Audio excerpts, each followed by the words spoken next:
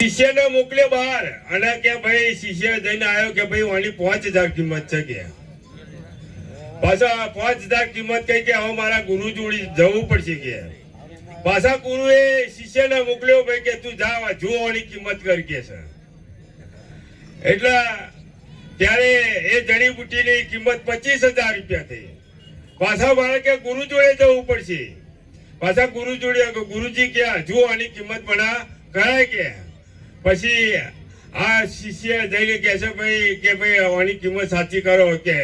તું ગમે તે રૂપિયા માગો પણ આ જડીબુટી એમને આપો હુંનું માગે તો હુંનું આપે પછી ગુરુ જોડે શિષ્ય જાય કે ભાઈ કે આ જડીબુટી એવી છે કે આ સંતો ભક્તો ને આપના આશીર્વાદ તમને મળે તો